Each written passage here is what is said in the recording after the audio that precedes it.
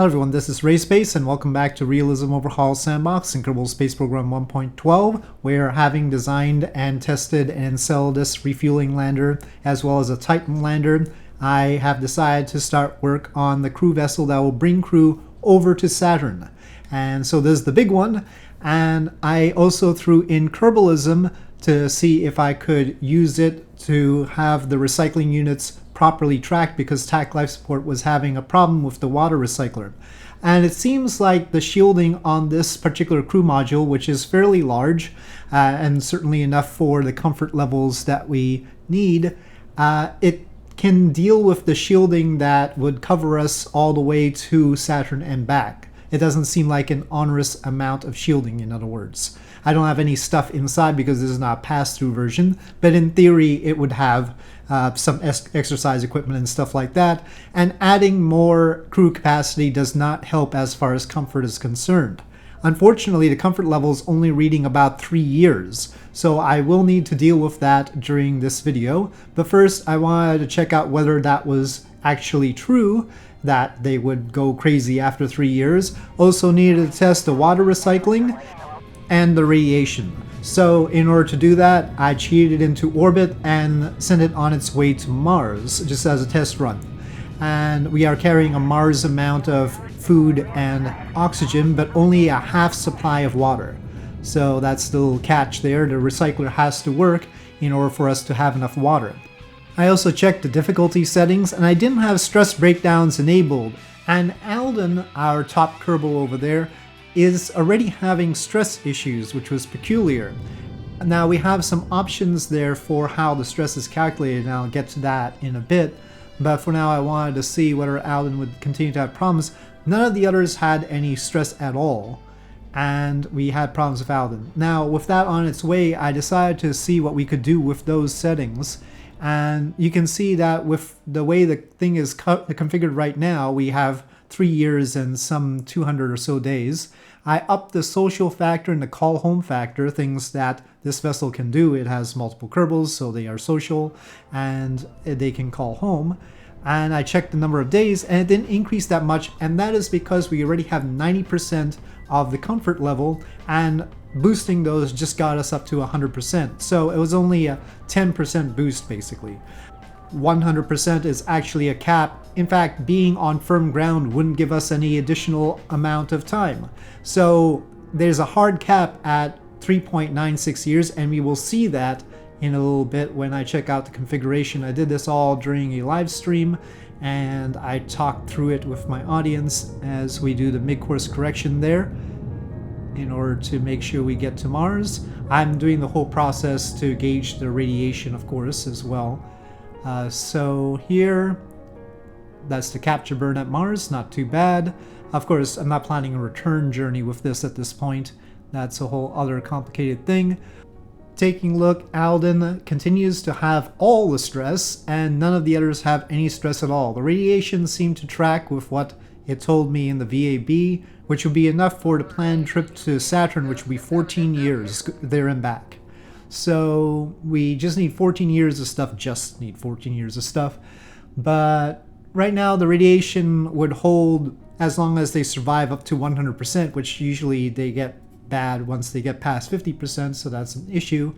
But the water recycling was not working. Now here, under the rule for stress, we see that in the Realism Overhaul Kerbalism configuration, they actually say that the limit is 3.96 years. So if you've ever seen somebody use Kerbalism for a trip longer than that, they probably had to change this degeneration number, at least that's my understanding of it, and I might have to as well if I activated the stress breakdowns, but maybe I don't have to because I have that off. Not sure about that. The water recycler problem was because I didn't have somewhere to store the ammonia and didn't tell it to dump the ammonia. And so it didn't know what to do with the ammonia that is generated by the recycling process, and so I needed to add an ammonia tank.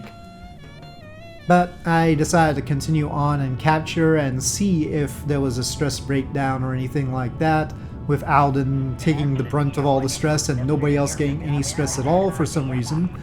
And well, the problem is that our water is going to run out too soon, so I'm not going to get a good result with that.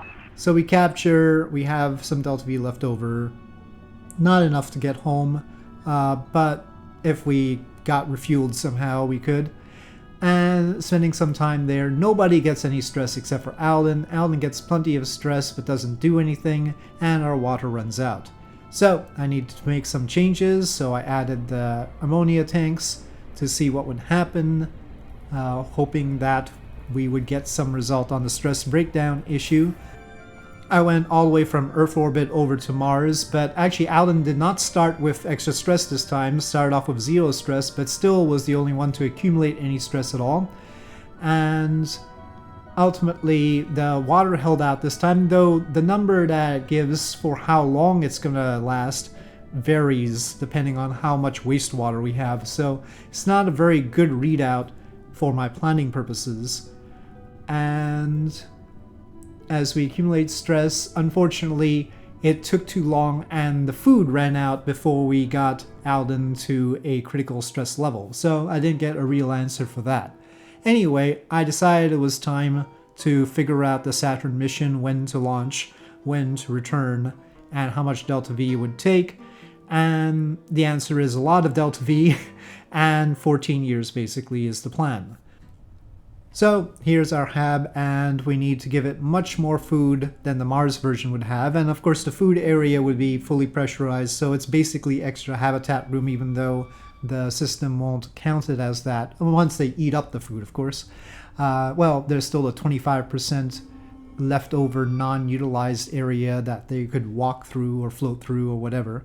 Walk through, I say, because there's the intention to spin it up for artificial gravity, though we'll have to work on that a little bit. But anyway, the food necessary for a 14-year trip is very heavy, and the tank, because it is fully pressurized, is also very heavy. And then I also have to add some oxygen, because we have no oxygen recycler right now. So it's just all carried with us. The only thing that gets recycled is the water, but that's good, the water is really heavy. I decided to put 2 of the nuclear thermal propulsion tanks. I had this drop tank option available to me, but I decided it wouldn't be good to have drop tanks because we're going to be refueling it at Enceladus anyway, so we need the tanks there to actually refuel them. But I'll have to see how all that works out. This is all testing. This is not the final version of the mission at all, as I put the reactor and generator there, add the liquid oxygen tank for our ion engines, and we have an ion engine stage that lasts for 48 days to deliver 8,000 meters per second, and the nuclear stage after those 48 days, or after the oxygen is fully depleted, would give us 2,800 meters per second.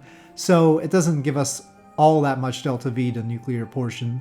As far as I can tell, we'll need a substantial boost in order to make this happen. In other words, a boost from not this ship. So we'll see whether we can get that. I decided to launch it in 3 parts on top of the KSP rocket with the Fuji nuclear stage. And so there's the HAB part with all the food and oxygen and water, and then there is the tank part with the NTP tanks, and then the back end with the NTP engine, the ion engines, and the ion engine fuel, and the radiators, and the reactor and generator. So that's the power portion at the back. So the first thing I decided to launch is the tanks, because they're the least volatile part. The last thing we'll launch is the habitat with the crew in. And no, there's no launch escape system for the habitat portion. We'll just have to go with the reliability theory. Anyway, here is the KSP rocket with the Fuji stage and the stuff on top. It looks precarious, but there we are. The main core of the rocket is 8.4 meters, or identical to SLS. The Fuji stage is 10.1 meters, the same diameter as the Saturn V rocket, and we have 5 boosters, which are the same diameter as Falcon 9. So that is the setup, except those boosters use methane and oxygen. And there we go with the core stage burn, hydrogen and oxygen there. And then this is also a hydrolox stage. Continuing our journey up, I asked for permission from my Twitch audience to light the nuclear stage while not having made orbit, so it's basically all their fault. I got official permission to light the stage here, even though we didn't reach orbit yet. And we will reach orbit with about 4,000 meters per second with this load, but this is a lighter load than especially the power unit in the back, which is very heavy. Though I think maybe the heaviest one is the HAB unit. I forget whether the HAB with all the supplies or the power unit is actually the heaviest. They're pretty close. But anyway, with this making orbit, I'll continue the Saturn mission tests in subsequent videos. Thank you for watching. I hope you enjoyed this video. If you did, please do press like. If you have any comments or suggestions, please leave them in the comment section below, and I'll see you next time.